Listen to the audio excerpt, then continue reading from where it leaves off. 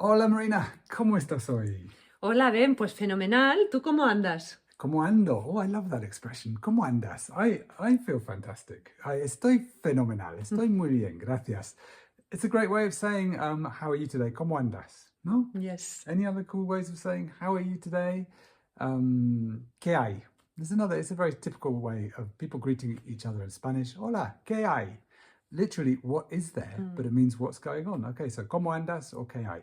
There you go, straight in with the real Spanish today. And we're going to give you some more very cool phrases right now in answer to somebody, John, who wrote to us with a quite common modern day problem. Okay, John said, I'm overwhelming myself with Spanish learning materials. I don't know what to focus on. I don't know which to choose. I don't know what to do, right?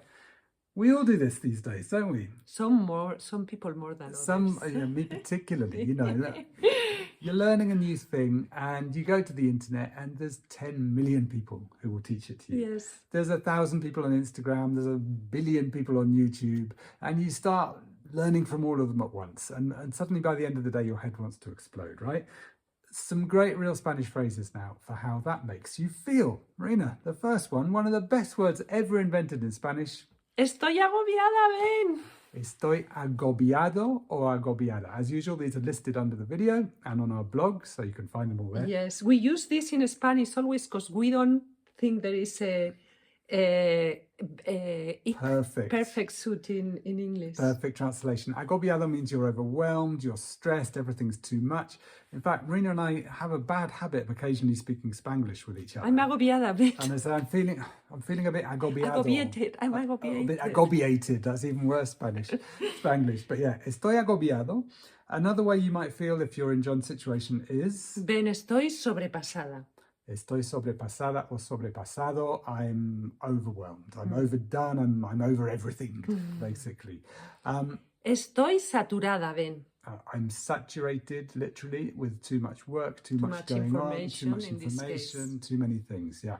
As a result, estoy que no puedo más. Yeah, Marina says this.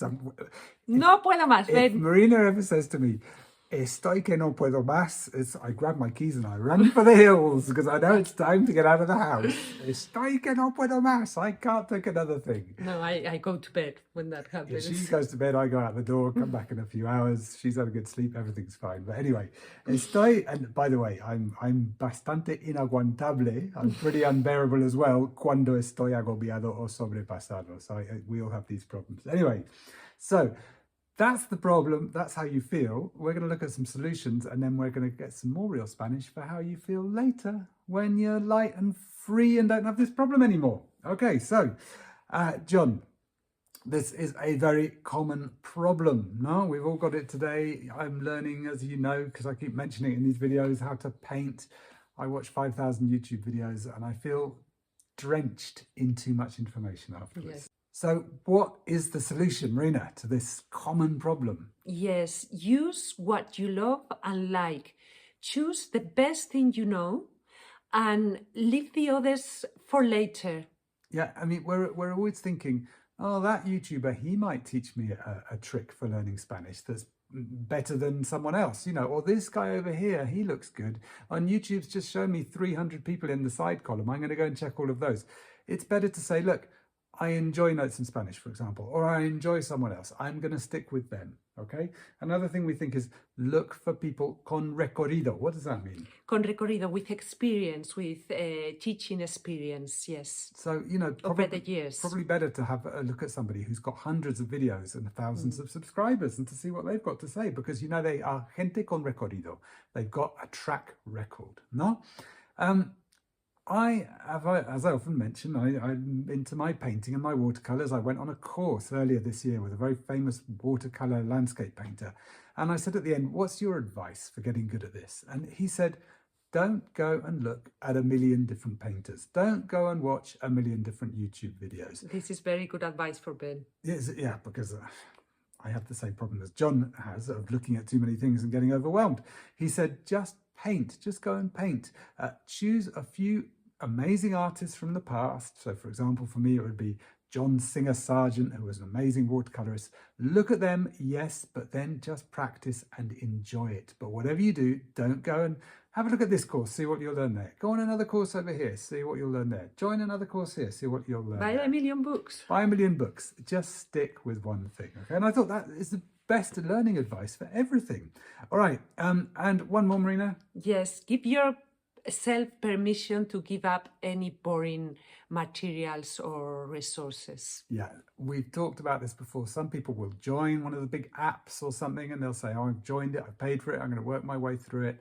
I'm a bit fed up with it, but, I've started, I'm going to finish it. It's a terrible attitude. We say the same to our kids with books, and to ourselves. If you're reading a book and it's boring, go and read another book. If you're doing some Spanish learning method and it's not making you feel happy and you don't feel you're learning anything, get rid of it and go and do something else. Okay. Yes. Any more? I have one final thought, and it is, if you are overwhelmed with information, maybe you have to take a look at your input-output balance. Sometimes, recently we got a message from someone saying that they had classes for 2 years daily.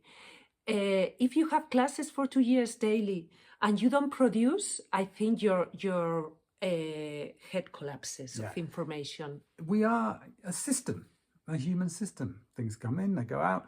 If we just absorb, whatever we're learning, it can drive us crazy. We have to go and, in my case, paint. Or in your case, speak some Spanish. Get an intercambio. Speak or write. Write. Yes. Write us a comment here in Spanish, but start Exactly. getting it out almost as much as you get it in, and you'll find your level of agobio, stress, starts going down immediately. Yes, because you need somehow to integrate all of the learning you've done. And in order to integrate it, you need to use it. So this balance, input-output balance, I find is quite important. Whatever you're learning. Yeah, I think it's very wise. Very wise. It's muy sabia. Marina es muy A sabia. veces. Bueno, so more real Spanish now. You started off feeling sobrepasado, agobiado, saturado. You take all this wise advice that we've got here for getting rid of all of these problems, and how do you feel now? Estoy aliviada, ven. Aliviada or aliviado means alleviated. Literally, it means I'm feeling a lot better. Like a weight has been taken off my plate. Yeah. Or you might say, Qué bien me siento. how nice, how fine I feel now. Yeah. Or, Qué tranquilidad. yeah, qué tranquilidad me has dado. What peace you've given me. Yeah. Estoy relajada. Or estoy relajado. I'm relaxed now. Good. And one of my favorites. Estoy como nueva, ven. Estoy como nueva or estoy como nuevo. I feel like new. Like a new person. Yeah, you can say this because you've had lots of great advice and you've taken it. Sometimes you might say it because you've just had a warm bath or you've just a good had rest. a siesta or something like that. And instead of Marina saying, what was the phrase earlier on, which is when I grab my keys and run, hang on, let me look. Estoy que no puedo más. When you hear Marina say, estoy como nueva, you say, menos mal, thank goodness. Qué malo es.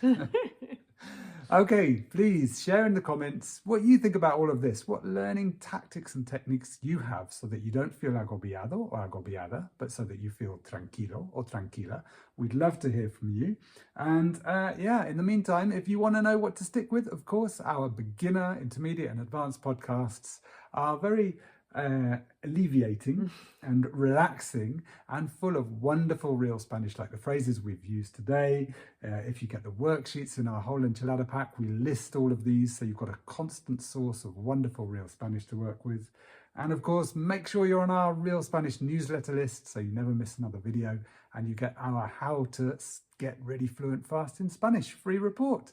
There's links to all of that underneath, and we'll see you in the next video.